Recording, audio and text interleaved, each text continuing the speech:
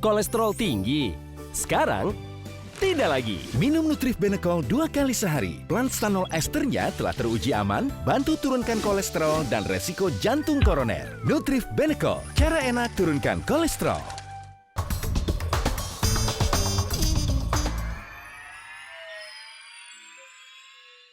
Dipersembahkan oleh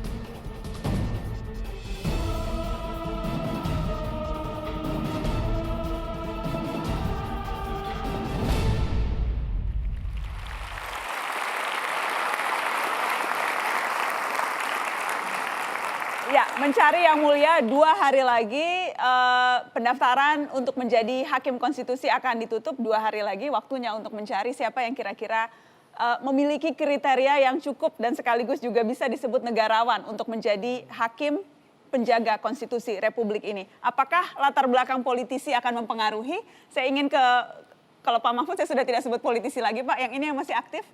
Apakah Anda memang sadar sepenuhnya Bang Nasir sulit untuk kita berharap pada politisi bisa menjadi hakim yang tanpa embel-embel kepentingan tertentu?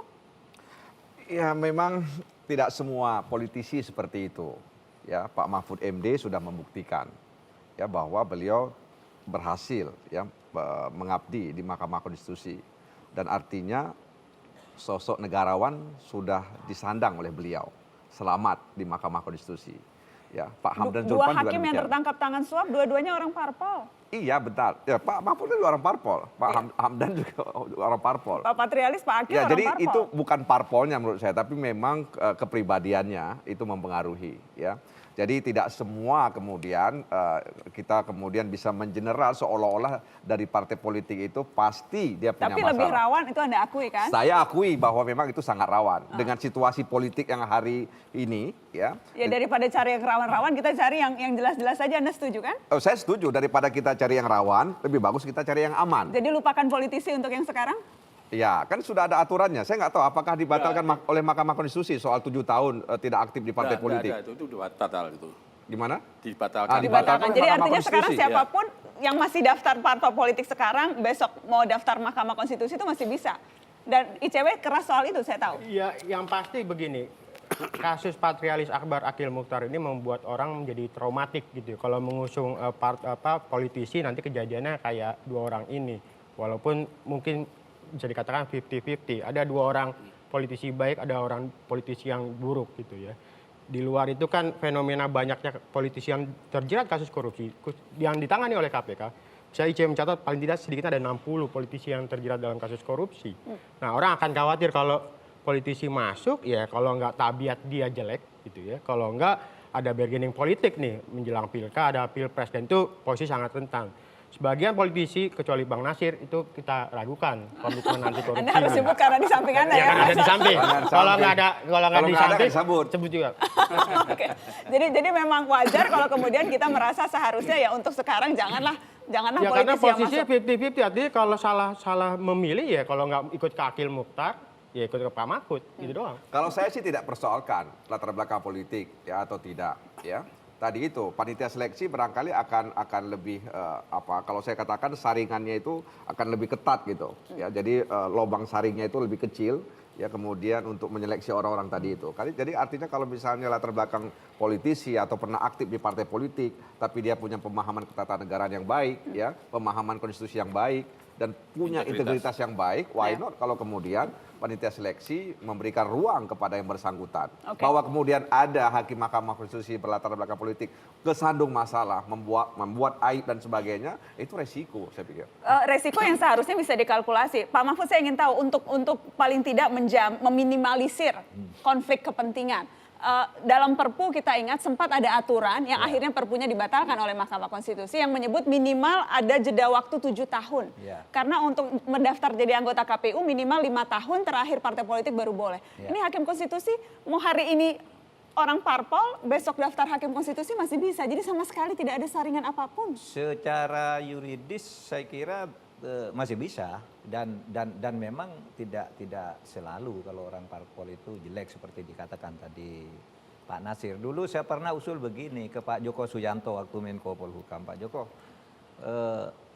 mencari hakim konstitusi yang bukan dari partai politik itu agak susah dan tidak terhindarkan. Tapi coba berbagi tugas, saya bilang. Yang DPR kalau mau ambil yang politisi silahkan. Tapi seleksi yang baik, yang terbuka. Tetapi yang dari pemerintah itu harusnya akademisi aja lah, bagi-bagi tugas saya bilang. Politisi nggak bisa serahkan ke DPR, yang pemerintah itu cari yang akademisi saya bilang. Yang profesor, doktor gitu, yang Mahkamah Agung biar cari yang karir, pengalaman lapangan gitu. Nah waktu itu ya kata Pak Joko waktu itu, tapi munculnya lain gitu ya. Ya karena itu tadi proses pemilihannya yang tidak jelas itu tiba-tiba muncul nama yang tidak jelas gitu.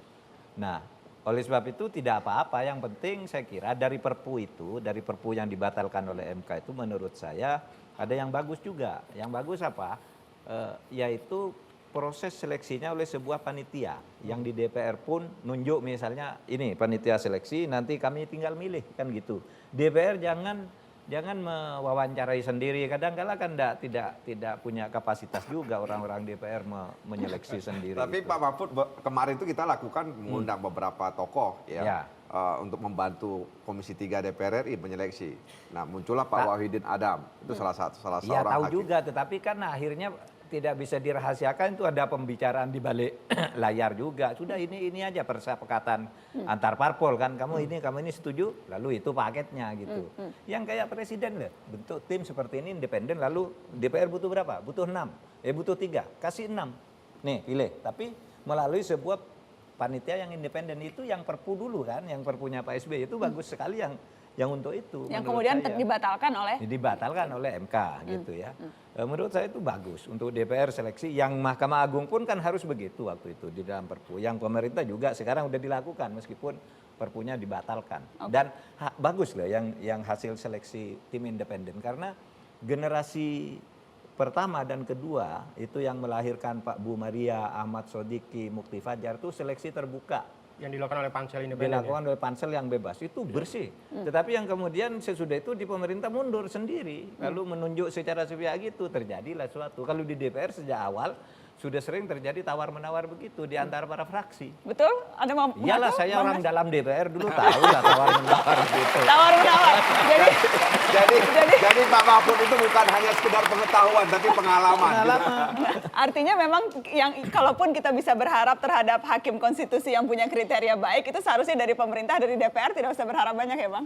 Oh enggak seperti itu juga. Ada tawar-menawar tapi sering itu sebenarnya kayak kalau bahasa Pak Mahfud itu tawar-menawar.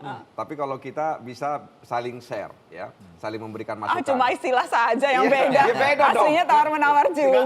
Maksudnya kalau ada kasus partai kami tolong di... Oh tidak seperti itu, tidak seperti itu. Jadi seperti saat kami memilih Pak Mahfud waktu itu, ya kan itu kita diskusikan antar fraksi, kita lihat sosok beliau, ya kan. Nah, akhirnya kemudian kita sepakat untuk memilih Pak Mahfud. Jadi tidak ada deal, tidak ada apa-apa dan sebagainya. Tidak ada kemudian permintaan Pak Mahfud nanti kalau Pak Mahfud jadi hakim MK tolong perkara kami tolong dibantu dan sebagainya. Nggak ada Pak kan? Nggak ada. Gitu. Dan PKB banyak kalah itu. Waktu saya ketua MK PKB tapi banyak ada yang berusaha untuk minta? Oh banyak. Ada Banyak. menteri ada. Karena Pak Mahfud yang nggak mau, tapi DPR-nya yang mau. Enggak. Artinya ketika banyak, kita memilih beliau tidak ada. Cuma Nasir Jamil aja yang nggak minta. Oh tidak semuanya. Semua fraksi. saya jadi penonton aja nih. Pak Haryono, tetapi apakah memang secara paling tidak di bawah alam sadar Anda dan teman-teman pansel, apakah memang tahu atau memang sudah merencanakan untuk yang sekarang ya udahlah tidak usah politisi? Itu belum ada kesepakatan buat kita karena kita belum pernah. Kalau Anda Pak, kalau bukan kesepakatan Anda pribadi? Daftar baiknya boleh, lolos enggak kayaknya. Ada baiknya dipertimbangkan. Dipertimbangkan Kecuali untuk- ada seorang yang istimewa. Tapi figur itu kan sangat-sangat langka ya. Jadi kecuali politisi yang sangat istimewa, Anda pribadi akan prefer di luar politisi? Itu yang saya harapkan. Baik.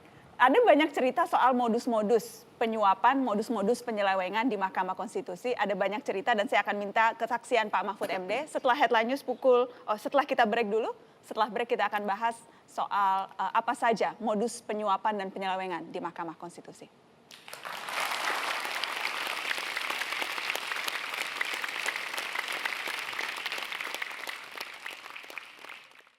Dipersembahkan oleh